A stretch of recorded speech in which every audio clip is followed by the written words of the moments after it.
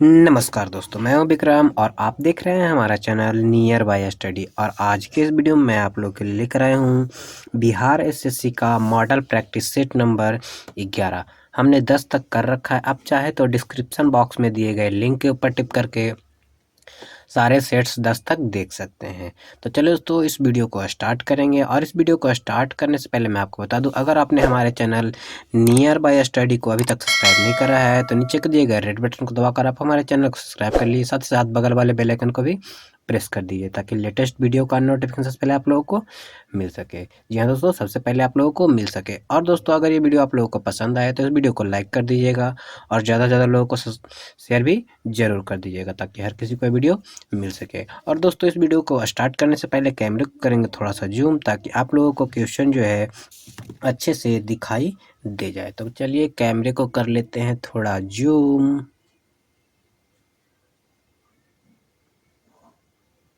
चलिए, इतने में आप लोगों को क्वेश्चन जो है अच्छे से दिखाई दे जाएगा। जी हाँ, तो चलते हैं पहले क्वेश्चन की ओर। तो हमारा पहला क्वेश्चन जो है कहा जा रहा है भारतीय संविधान में, जी हाँ, तो भारतीय संविधान में समवर्ती सूची की संकल्पना किस देश के संविधान से ली गई है। जी हाँ, तो समवर्ती सूची की संकल्पना जो है किस देश के संविधान से ली गई है, तो ये आपका ऑस्ट्रेलिया से लिया गया। जी हाँ, तो ऑस्ट्रेलिया से समवर्ती सूची का जो संकल्पना है वो लिया गया। बढ़ेंगे अगले प्रश्न की ओर। तुम्हारा अगला प्रश्न है, कहा जा रहा है किस देश, जी हाँ, तो किस वर्ष ब्रिटिश संसद ने यह एक्ट पारित किया कि ईस्ट इंडिया कंपनी की शक्ति अब ब्रिटिश शासक के हस्तांतरित, यह तो हस्तांतरित की जा रही है। तो ये आपका राइट आंसर हो जाएगा आपका 1858 ईस्वी, जहाँ तो 1858 ईस्वी में ये किया गया। पढ़ेंगे अगले प्रश्न की ओर। तुम्हारा अगला प्रश्न जो कहा जा रहा है, एशिया का पहला, जी हाँ, तो एशिया का पहला डॉल्फिन शोध संस्थान किस शहर में स्थापित किया गया। जी हाँ, तो डॉल्फिन शोध संस्थान केंद्र जो है आपको पटना में स्थापित किया गया है। हमारा अगला प्रश्न जो है, आधुनिक भारत, जी हाँ, तो आधुनिक भारत का अग्रदूत किसे माना जाता है। तो आधुनिक भारत का अग्रदूत, जी हाँ, तो आधुनिक भारत का जो अग्रदूत है वो आपको माना जाता है राजा राम मोहन रॉय को। जी हाँ, तो राजा राम मोहन रॉय को आधुनिक भारत का अग्रदूत माना जाता है। हमारा अगला प्रश्न है, प्रार्थना समाज की स्थापना किसने महत्वपूर्ण भूमिका, यानी कि प्रार्थना समाज के संस्थापक कौन है, तो आत्मारंग पांडुरंग। जी हाँ, तो आत्माराम पांडुरंग जो हैं वो इसमें महत्वपूर्ण भूमिका निभाई थी और साथ में थे। हमारा अगला प्रश्न जो है वो कहा जा रहा है, जी हाँ, तो हमारा अगला प्रश्न कहा जा रहा है कन्नी, जी हाँ, तो कन्नी जनजाति किस राज्य में पाई जाती है। जी हाँ, तो कन्नी जनजाति किस राज्य में पाई जाती है, तो ये आपका केरल में पाई जाती है।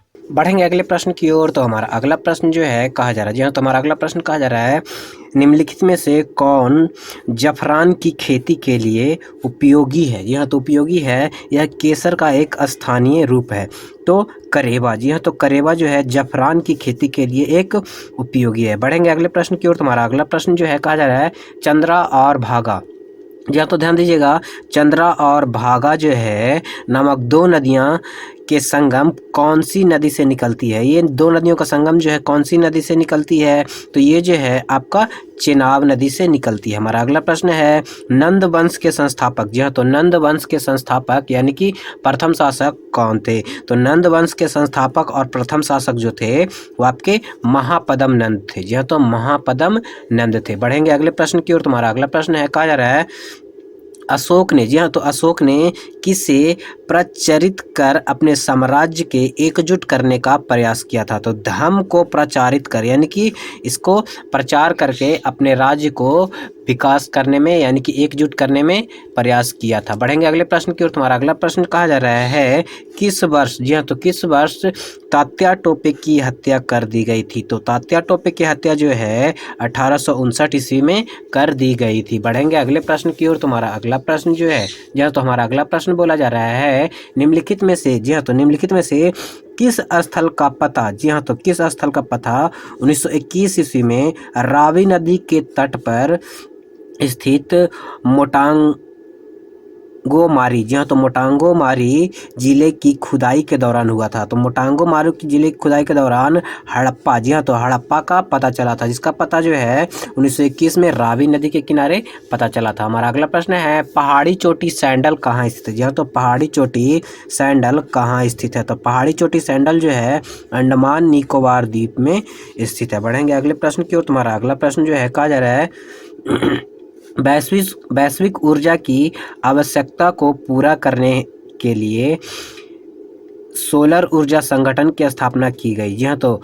यानी कि वैश्विक ऊर्जा को पूरा करने के लिए किस सोलर ऊर्जा का संगठन का स्थापना किया गया? तो अंतर्राष्ट्रीय सौर गठबंधन का स्थापना किया गया। जी हाँ, तो अंतर्राष्ट्रीय सौर गठबंधन का स्थापना किया गया। बढ़ेंगे अगले प्रश्न की ओर। तुम्हारा अगला प्रश्न है, राष्ट्रपति चुनाव में, जी हाँ, तो राष्ट्रपति चुनाव में एपीजे अब्दुल कलाम ने किसे पराजित किया था? तो एपीजे अब्दुल कलाम जब राष्ट्रपति बने थे तो लक्ष्मी सहगल को इन्होंने पराजित किया था, यानी कि दूसरे अपोनेंट जो थे वो लक्ष्मी सहगल थे। बढ़ेंगे अगले प्रश्न की ओर। तुम्हारा अगला प्रश्न है, देश में छोटे किसान को परिभाषित किया गया है कि वे किसान जिसके पास जोत क्षेत्र है तो 1 से 2 हेक्टेयर, जी हाँ, तो 1 से 2 हेक्टेयर जो है वो छोटे किसान, जी हाँ, तो छोटे किसान के रूप में जाने जाते हैं। और 1 हेक्टेयर में 27 कट्ठा, जी हाँ, तो ध्यान दीजिएगा 27 कट्ठा भूमि आता है। बढ़ेंगे अगले प्रश्न की ओर। तुम्हारा अगला प्रश्न जो है कहा जा रहा है, भरतनाट्यम, जी हाँ, तो भरतनाट्यम में निम्न में से किस यंत्र का इस्तेमाल किया जाता है? तो भरतनाट्यम में जो है मृदंग, जी हाँ, तो 2 मुंह वाले जो ढोल होता है उसे मृदंग कहते हैं, यानी कि मृदंग का प्रयोग किया जाता है। हमारा अगला प्रश्न है 1854, जी हाँ, तो 1854 ईस्वी में क्रीमियम युद्ध किनके बीच लड़ा गया था? तो क्रीमियम युद्ध जो है रूस और तुर्की के बीच में लड़ा गया था। कब लड़ा गया था? तो 1854 से 1856 ईस्वी में। हमारा अगला प्रश्न जो है कहा जा रहा है लास्ट सफर, जी हाँ, तो ध्यान दीजिएगा लास्ट सफर एक प्रसिद्ध, जी हाँ, तो एक प्रसिद्ध रिनेसांस चित्रकारी किसकी श्रेष्ठ कृति है? तो लास्ट सफर जो है लियोनार्डो दा विंची की ये आपकी कृति है। बढ़ेंगे अगले प्रश्न की ओर। तुम्हारा अगला प्रश्न है वराहमिहिर, जी हाँ, तो वराहमिहिर थे तो क्या थे? तो एक प्राचीन खगोलविद थे, जी हाँ, तो एक प्राचीन खगोलविद थे वराहमिहिर। बढ़ेंगे अगले प्रश्न की ओर। तुम्हारा अगला प्रश्न जो है कहा जा रहा है स्वयं, जी हाँ, तो स्वयं अपने बात करने वाले को क्या कहा जाता है? तो स्वयं अपने बात को करने वाला को स्वगत भाषी कहा जाता है। हमारा अगला प्रश्न कहा जा रहा है विभ्रंश घाटी बनती है। तो विभ्रंश घाटी कैसे बनती है? तो 2 भ्रंश के बीच के घाटी को विभ्रंश घाटी कहते हैं या फिर विभ्रंश घाटी बनती है। हमारा अगला प्रश्न है अफ्रीका में आसवान डैम, जी हाँ, तो अफ्रीका में आसवान डैम द्वारा बनाई गई झील कौन सी है? तो नासेर, जी हाँ, तो नासेर झील जो है इसके द्वारा बनाया जाता है। हमारा अगला प्रश्न जो है कहा जा रहा है निम्नलिखित में से संयुक्त सप्लाई का, जी हाँ, तो निम्नलिखित में से संयुक्त सप्लाई का एक उदाहरण है, कौन सा है? तो स्याही और फाउंटेन पेन जो है संयुक्त सप्लाई के लिए एक उदाहरण है। हमारा अगला प्रश्न कहा जा रहा है बिंदुसार, जी हाँ, तो बिंदुसार के शासन के दौरान, जी हाँ, तो बिंदुसार के शासन के दौरान अशांति कहाँ थी? तो अशांति जो थी वो तक्षशिला में थी। हमारा अगला प्रश्न जो है कहा जा रहा है भारत के, जी हाँ, तो भारत के दार्शनिक मुद्रा प्रणाली किस वर्ष शुरू हुई? जी हाँ, तो दार्शनिक मुद्रा प्रणाली जो है 1957 ईस्वी में, जी हाँ, तो 1957 ईस्वी में प्रारंभ की गई। हमारा अगला प्रश्न है कंचनजंगा राष्ट्रीय पार्क, जी हाँ, तो कंचनजंगा राष्ट्रीय पार्क कहाँ स्थित है? तो कंचनजंगा राष्ट्रीय पार्क जो है वो आपका सिक्किम में स्थित है। हमारा अगला प्रश्न है भारत का, जी हाँ, तो भारत का जीव मंडल रिजर्व नदी नंदा देवी, जी हाँ, तो नंदा देवी यूनेस्को, जी हाँ, तो यूनेस्को में जो शामिल है किस राज्य में स्थित है? तो ध्यान दीजिएगा दोस्तों ये आपके उत्तराखंड में स्थित है, यानी कि भारत का जीव मंडल रिजर्व नंदा देवी आपको कहाँ स्थित है? तो उत्तराखंड में ये स्थित है। बढ़ेंगे अगले प्रश्न की ओर। तुम्हारा अगला प्रश्न है किसी मरु क्षेत्र में मृदा अपरदन रोका जा सकता है, तो कैसे रोका जा सकता है? तो पेड़ लगाकर, यानी कि वन रोपण करके मृदा अपरदन को रोका जा सकता है। हमारा अगला प्रश्न है भारत में, जी हाँ, तो भारत में तेल की पहली परिष्करणशाला कहाँ स्थापित की गई? तो डिगबोई में। जी हाँ, तो डिगबोई में जो है स्थापित की गई है। डिगबोई कहाँ है? तो आपका असम में ये स्थित है। यानी कि पहली परिष्करणशाला जो है ऑयल रिफाइनरी जो है डिगबोई में स्थापित की गई है। हमारा अगला प्रश्न है काठियावाड़। जी हाँ, तो ध्यान दीजिएगा, काठियावाड़ पेनिनसुला किस राज्य में स्थित है? तो काठियावाड़ पेनिनसुला जो है सौराष्ट्र में स्थित है। बढ़ेंगे अगले प्रश्न की ओर। तुम्हारा अगला प्रश्न जो है कहा जा रहा है गांधार कला की मिश्रण। जी हाँ, तो गांधार कला मिश्रण थी। तो गांधार कला किसकी मिश्रण थी? तो गांधार कला जो है मूर्ति कलाओं की भारतीय और यूनानी शैलियों का एक मिश्रण था गांधार कला। बढ़ेंगे अगले प्रश्न की ओर। तुम्हारा अगला प्रश्न जो है कहा जा रहा है मोहम्मद गवान। जी हाँ, तो ध्यान दीजिएगा, मोहम्मद गवान किस राज्य में एक प्रसिद्ध वजीर और वकील था? तो बहमनी राज्य का। जी हाँ, तो बहमनी राज्य का ये प्रसिद्ध वजीर और वकील था। हमारा अगला प्रश्न जो है कहा जा रहा है, जी हाँ, तो हमारा अगला प्रश्न कहा जा रहा है गृहस्थियों द्वारा। जी हाँ, तो गृहस्थियों द्वारा खरीदी गई उपभोक्ता वस्तुओं तथा सेवाओं की औसत कीमत को अपने मापने वाले सूचक हैं। तो मापने वाले सूचक कौन से हैं? तो उपभोक्ता कीमत सूचकांक जो है ये मापने वाले ये है। हमारा अगला प्रश्न जो है कहा जा रहा है अल्पाधिकार में होते हैं। तो अल्पाधिकार में क्या होते हैं? कुछ विक्रेता, यानी कि अल्पाधिकार में कुछ ही विक्रेता होते हैं। ये आपका इकोनॉमिक्स का क्वेश्चन है। हमारा अगला प्रश्न है कहा जा रहा है भारत में राष्ट्रीय आय का आकलन किया जाता है। जी हाँ, तो भारत में राष्ट्रीय आय का आकलन किस प्रकार से किया जाता है? तो उत्पादन और आय विधियों द्वारा। जी हाँ, तो उत्पाद और आय विधियों द्वारा भारत में राष्ट्रीय आय का आकलन किया जाता है। हमारा अगला प्रश्न है भारत और, जी हाँ, तो भारत और पाकिस्तान के बीच सीमा रेखा का सीमांकन करने के लिए 1947 ईस्वी में बाउंड्री कमीशन, जी हाँ, तो बाउंड्री कमीशन यानी कि सीमांकन आयोग की अध्यक्षता किसने की थी? तो बाउंड्री कमीशन की अध्यक्षता जो है सर रेडक्लिफ ने किया था और रेडक्लिफ रेखा बनाया था। बढ़ेंगे अगले प्रश्न की ओर। तुम्हारा अगला प्रश्न जो है कहा जा रहा है फासिज्म विश्वास करता है। जी हाँ, तो फासिज्म जो है किस पर विश्वास करता है? तो एक दल की प्रणाली में। जी हाँ, तो एक दल की प्रणाली में जो है फासिज्मवाद विश्वास करता है। हमारा अगला प्रश्न जो है कहा जा रहा है निम्नलिखित में से कौन सा आयोग संवैधानिक निकाय नहीं है?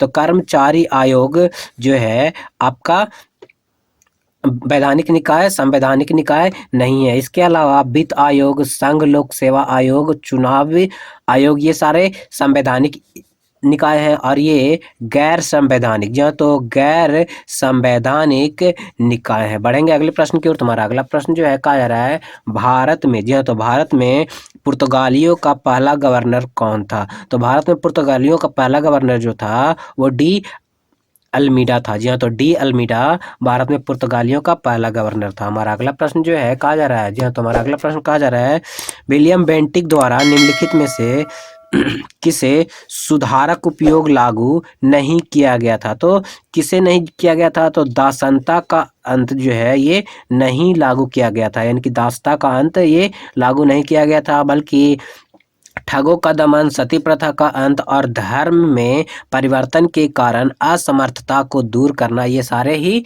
लागू किए गए थे। बढ़ेंगे अगले प्रश्न की ओर। तुम्हारा अगला प्रश्न जो है, जी हाँ, तो हमारा अगला प्रश्न जो कहा जा रहा है वो बोला जा रहा है अमेरिका के स्वतंत्रता युद्ध के दौरान ब्रिटेन के विरुद्ध लड़ने के लिए थॉमस पेन के किस काम के उपनिवेशी लोगों को प्रेरित किया था? तो सामान्य बुद्धि से जो है इन्होंने प्रेरित किया था। हमारा अगला प्रश्न जो है कहा जा रहा है कौन सी वृक्ष जाति पर्णपाती वनस्पति से संबंधित नहीं है? तो देवदार जो है पर्णपाती वृक्ष से संबंधित नहीं है, बाकी चंदन काष्ठ, सौगान जिसको टीक कहा जाता है और शाल ये तीनों ही जो है आपके पर्णपाती वनस्पति है। हमारा अगला प्रश्न जो है कहा जा रहा है प्रच्छन्न बेरोजगारी। जी हाँ, तो प्रच्छन्न बेरोजगारी का अर्थ क्या है? तो इसका अर्थ जो है आवश्यकता से अधिक लोगों का कार्यरत होना। जी हाँ, तो आवश्यकता से अधिक लोगों का कार्यरत होना प्रच्छन्न बेरोजगारी कहलाता है। हमारा अगला प्रश्न जो है कहा जा रहा है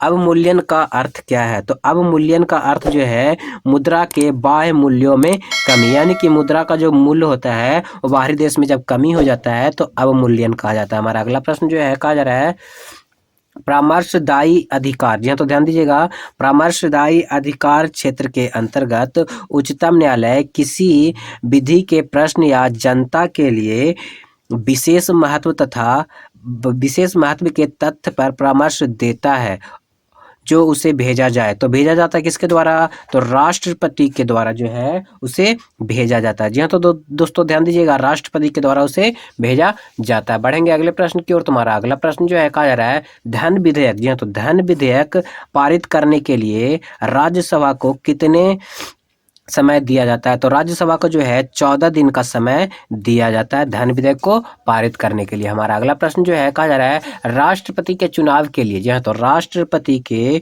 चुनाव के लिए, जी हाँ तो राष्ट्रपति के चुनाव के लिए निर्वाचक मंडल में कौन कौन होते हैं? तो निर्वाचक मंडल में संसद के दोनों सदन और विधानसभाओं के निर्वाचित सदस्य जो हैं वो आपके राष्ट्रपति के चुनाव में हिस्सा लेते हैं। और राष्ट्रपति का चुनाव जो है वो एकल संक्रमणीय पद्धति से होता है। बढ़ेंगे अगले प्रश्न की ओर। तुम्हारा अगला प्रश्न जो है कहा जा रहा है निम्न में से कौन सी रबी फसल नहीं है? ध्यान दीजिएगा, रबी फसल नहीं है बोला जा रहा है। तो चावल जो है रबी फसल नहीं है। इसके अलावा राई जिसको सरसों कहा जाता है, गेहूं और चना, ये तीनों ही जो है आपके रबी फसल है। बढ़ेंगे अगले प्रश्न की ओर। तुम्हारा अगला प्रश्न है कोलकाता और दिल्ली। जी हाँ तो कोलकाता और दिल्ली किस राजमार्ग द्वारा जुड़े हैं? तो NH2। जी हाँ तो NH2 नेशनल हाईवे 2 के जरिए जो है कोलकाता और दिल्ली जुड़े हुए हैं। बढ़ेंगे अगले प्रश्न की ओर। तो अगला प्रश्न जो है वो हमारा साइंस का क्वेश्चन है। जी हाँ तो साइंस का क्वेश्चन है जब पूछा जा रहा है स्तंभ। जी हाँ तो स्तंभ तना यानी कि तना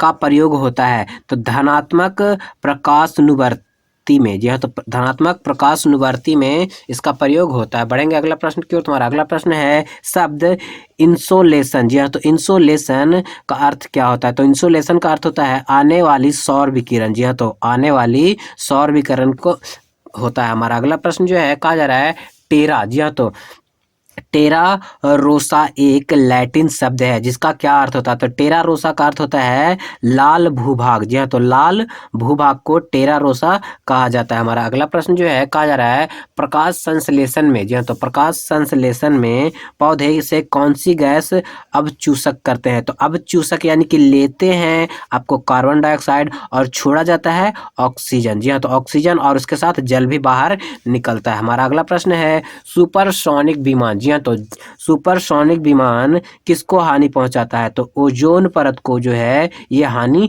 पहुंचाता है। जी हाँ तो ओजोन परत को ये हानि पहुंचाता है जिसका और ओजोन गैस का जो फॉर्मूला होता है वो O3 होता है और साथ ही साथ इसको क्षरण करने वाला जो गैस है CFC है। जी हाँ तो CFC जिसे क्लोरोफ्लोरोकार्बन कहा जाता है। बढ़ेंगे अगले प्रश्न की ओर। तुम्हारा अगला प्रश्न है एक पहाड़ी। जी हाँ तो एक पहाड़ी पर चढ़ते हुए वाहन का ड्राइवर गियर का अनुपात रखना चाहिए। तो गियर का अनुपात 1 के बराबर या उससे अधिक रखना चाहिए तभी पहाड़ी पर चढ़ पाएगा। हमारा अगला प्रश्न है तारों को जोड़ने की प्रक्रिया। जी हाँ तो तारों को जोड़ने की प्रक्रिया क्या कहलाती है? तो श्रृंखला बंधन। जी हाँ तो तारों को जोड़ने की प्रक्रिया जो है वो श्रृंखला बंधन कहलाती है। हमारा अगला प्रश्न है कंप्यूटर में। जी हाँ तो कंप्यूटर में गणना करने के लिए कौन सा अवयव मुख्यतः उत्तरदायी होता है? तो कौन सा अवयव जो है उत्तरदायी होता है? तो अर्थमेटिक और लॉजिस्टिक यूनिट। जी हाँ तो अर्थमेटिक और लॉजिक यूनिट जो है वो यूज किया जाता है जो कि CPU का भाग होता है। जी हाँ तो CPU का भाग होता है जिसे सेंट्रल प्रोसेसिंग यूनिट कहा जाता है। हमारा अगला प्रश्न है कहा जा रहा है MCB। जी हाँ तो MCB जो लघु पतन के मामले में विद्युत की पूर्ति को काट देता है काम करता है तो धारा के चुंबकीय प्रभाव पर। जी हाँ तो धारा के चुंबकीय प्रभाव पर ये MCB। जी हाँ तो MCB जो है वो धारा के चुंबकीय प्रभाव पर ये कार्य करता है। बढ़ेंगे अगले प्रश्न की ओर। तुम्हारा अगला प्रश्न जो है जी हाँ तो हमारा अगला प्रश्न है खाद्य पदार्थों में लोहे की कमी के कारण कौन सी बीमारी होती है? तो लोहे की कमी के कारण जो है आपकी एनीमिया रोग होता है। जी हाँ तो लोहे की कमी के कारण एनीमिया रोग होता है और लोहा सबसे ज़्यादा जो है किस सब्जी में पाया जाता है? तो आपको पालक में। जी हाँ, तो पालक में पाया जाता है। बढ़ेंगे अगले प्रश्न की ओर। तुम्हारा अगला प्रश्न जो है, जी हाँ, तो हमारा अगला प्रश्न जो है वो बोला जा रहा है निम्नलिखित में से कौन सा चुंबकीय तत्व नहीं है। जी हाँ, तो ध्यान दीजिएगा, चुंबकीय तत्व नहीं है। तो चुंबकीय तत्व नहीं जो है वो लकड़ी जो है चुंबकीय तत्व नहीं है। इसके अलावा निकेल, कोबाल्ट, लोहा, ये तीनों ही जो है चुंबकीय तत्व है। बढ़ेंगे अगले प्रश्न की ओर। तुम्हारा अगला प्रश्न है सहसंयोजक। जी हाँ, तो सहसंयोजक अणु का एक उदाहरण है। तो सहसंयोजक अणु का उदाहरण क्या है? तो कार्बन टेट्राक्लोराइड। जी हाँ, तो कार्बन टेट्राक्लोराइड जो है वो सहसंयोजक अणु का एक उदाहरण है। बढ़ेंगे अगले प्रश्न की ओर। तुम्हारा अगला प्रश्न है किसी फूल के सबसे आंतरिक भाग को क्या कहा जाता है? जी हाँ, तो किसी फूल के सबसे आंतरिक भाग को क्या कहा जाता है? तो सबसे आंतरिक भाग को पिस्टल। जी हाँ, तो पिस्टिल कहा जाता है। हमारा अगला प्रश्न है निम्नलिखित में से किसने जीवों के 5 जगतों, जी हाँ, तो 5 जगतों में वर्गीकृत किया है, यानी कि 5 किंगडम में वर्गीकृत किया? तो विक्टर ने। जी हाँ, तो विक्टर ने जो है इसे 5 किंगडम में विभाजित किया था। हमारा अगला प्रश्न है भौतिकी। जी हाँ, तो भौतिकी में शक्ति का परिभाषा क्या होता है? तो शक्ति का परिभाषा जो है कार्य बटे समय होता है। जी हाँ, तो कार्य बटे समय जो है शक्ति की परिभाषा होता है। हमारा अगला प्रश्न है निम्नलिखित में से कौन सा कथन गलत है? तो गलत कथन की बात की जाए तो रक्त अम्लीय होता है। जी हाँ, तो रक्त जो है अम्लीय होता है, ये आपका गलत है। इसके अलावा पीत रस का स्राव यकृत के द्वारा होता है। अमाशय रस में HCl होता है। पीत रस क्षारीय होता है। ये सारे के सारे सही है, बल्कि बाकी एक गलत है। हमारा अगला प्रश्न जो है कहा जा रहा है निम्नलिखित में से सदिश राशि है। जी हाँ, तो निम्नलिखित में से सदिश राशि कौन है? तो वेग जो है आपका सदिश राशि है। हमारा अगला प्रश्न है हमारे शरीर में अनपचे खाद्य पदार्थ को पचाने में मदद करता है। तो कौन मदद करता है? तो रुक्षांश। जी हाँ, तो रुक्षांश जो है इसमें मदद करता है। हमारा अगला प्रश्न कहा जा रहा है, जी हाँ, तो हमारा अगला प्रश्न कहा जा रहा है गति के कारण। जी हाँ, तो गति के कारण किसी वस्तु की ऊर्जा क्या कहलाती है? तो गति के कारण जो है उसे काइनेटिक ऊर्जा कहा जाता है। जी हाँ, तो काइनेटिक ऊर्जा कहा जाता है। बढ़ेंगे हमारे अगले प्रश्न की ओर। तुम्हारा अगला प्रश्न कहा जा रहा है माचिस की तिल्ली के, जी हाँ, तो माचिस के तिल्ली के बाह्य परत, जी हाँ, तो माचिस के तिल्ली के बाह्य परत एंटीमनी ट्राइसल्फाइड का मिश्रण होता है, वह किससे बना होता है? तो ये जो है पोटेशियम क्लोरेट से। जी हाँ, तो पोटेशियम क्लोरेट से बना होता है। बढ़ेंगे अगले प्रश्न की ओर। तुम्हारा अगला प्रश्न है वह बाह्य बल, जी हाँ, तो वह बाह्य बल जो सर्कुलर मोशन यानी कि वृत्तीय गति के दौरान मौलिक रूप से अंदर की ओर कार्य करती है। तो अंदर की ओर जब कार्य करेगा तो केंद्र प्रसारी गति, जी हाँ, तो केंद्र पसारी गति, और बाहर की ओर जब कार्य करेगा तो केंद्र पसारक बल हो जाएगा। हमारा अगला प्रश्न जो है वो बहुत ही इंपॉर्टेंट है। कहा जा रहा है स्पष्ट प्रतिध्वनि सुनी जा सकती है तो कितनी दूरी से? जी हाँ, तो कितनी दूरी से स्पष्ट प्रतिध्वनि सुनी जा सकती है? तो 17 मीटर की दूरी से कम ये सुनी जा सकती है। हमारा अगला प्रश्न जो है कहा जा रहा है कीट निम्नलिखित में से संबंधित है। तो कीट जो है ऑर्थोपोडा ग्रुप से संबंधित है। हमारा अगला प्रश्न है गैमेट की शुद्धता। जी हाँ, तो ध्यान दीजिएगा, गैमेट की शुद्धता का नियम का प्रतिपादन किसने किया? तो ये जो है मेंडल ने किया। हमारा अगला प्रश्न है रेडियोधर्मिता की खोज। जी हाँ, तो रेडियोधर्मिता की खोज किसने की? तो रेडियोधर्मिता की खोज जो है हेनरी बैकुरल ने की। जी हाँ, तो हेनरी बैकुरल ने की। तो ये दोस्तों हमारा था आज का 75 क्वेश्चन। तो आप लोग बताइए कि आप लोगों को जो है ये सेट नंबर 11 कैसा लगा? अगर अच्छा लगा हो, आप लोगों को सेट नंबर 11 अगर अच्छा लगा हो तो इस वीडियो को लाइक कर दीजिए और ज़्यादा से लोगों को शेयर भी जरूर कर दीजिए। साथ ही साथ दोस्तों जिन लोगों ने हमारे चैनल नियर बाय स्टडी को अभी तक सब्सक्राइब नहीं करा है तो नीचे के दिए गए रेड बटन को दबाकर आप हमारे चैनल को सब्सक्राइब कर लीजिए। साथ ही साथ बगल वाले बेल आइकन को भी प्रेस कर दीजिए ताकि लेटेस्ट वीडियो का नोटिफिकेशन सबसे पहले आप लोगों को मिल सके। तो दोस्तों आज के वीडियो को पूरा देखने के लिए बहुत बहुत धन्यवाद, और अगला वीडियो जल्दी ही आएगा मॉडल प्रैक्टिस सेट नंबर 12 के साथ। तब तक के लिए बाय बाय।